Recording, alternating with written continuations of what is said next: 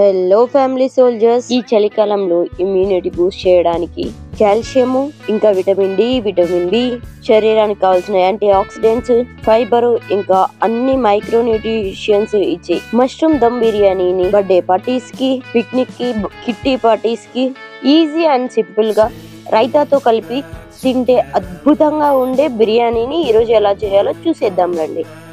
దానికోసం మనం ముందుగా ఒక పాత్ర పెట్టి అందులో వాటర్ పోసి అందులోకి బిర్యానీలోకి వేసే అన్ని మసాలాలు, స్పైసెస్ వేస్తున్నాము. బిర్యానీ ఆకు, రాతి పువ్వు, చెక్క, లవంగాలు, పుదీనా, కొత్తిమీర, ఇంకా అందులోకి యాలక్కి అన్నీ వేసి ఒక 2 స్పూన్ల ఆయిల్ వేసి వీటిని బాగా మరల కాగనివ్వాలి. ఇందులోకి కొంచెం ఉప్పు కూడా వేసి ఒక నిమ్మకాయ కూడా వేసేస్తున్నాను.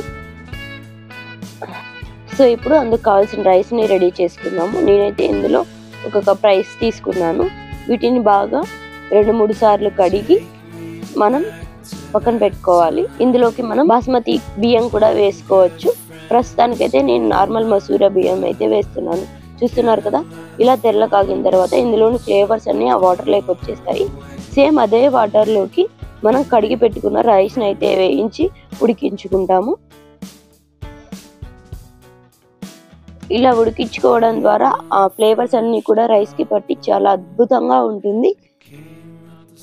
సో వీటిని ఈ వాటర్ లో ఉడకనివ్వాలి.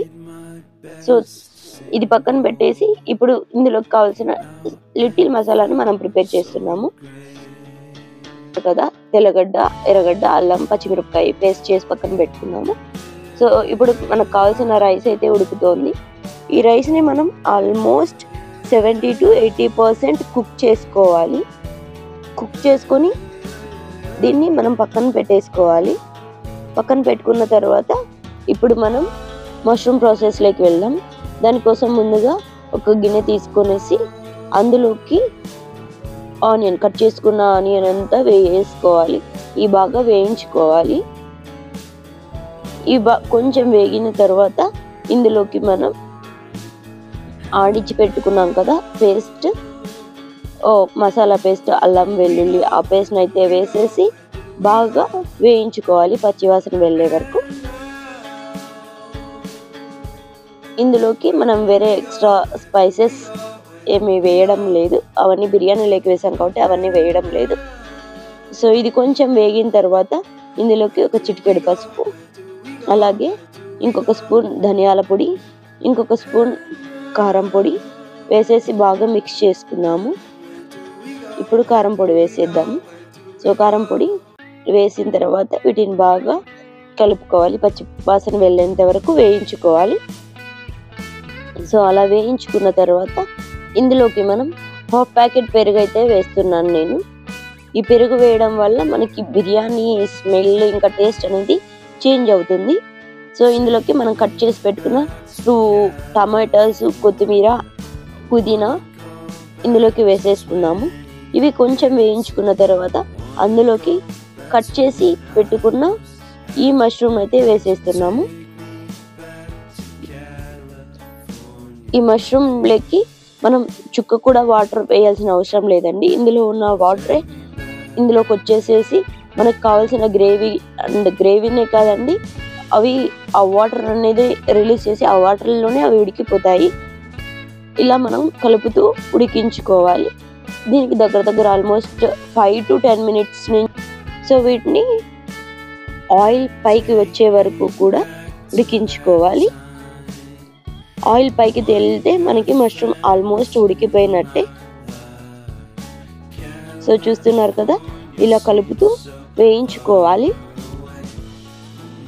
ఇవి వేగలేదనుకోండి మనకి బిర్యానీకి టేస్ట్ అనేది మారిపోతుంది.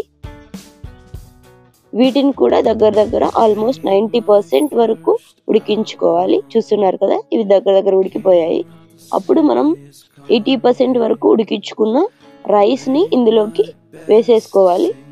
వేసేసుకున్న తర్వాత మనం రైస్ని ఉంచేసిన తర్వాత అందులోని వాటర్ పడేయకోకుండా ఇందులోకే మనం వేసుకొనేసి ఉడికించుకుంటాం అన్నమాట. ఆవిరి పెట్టేసుకుంటాము, దమ్ పెడతాము.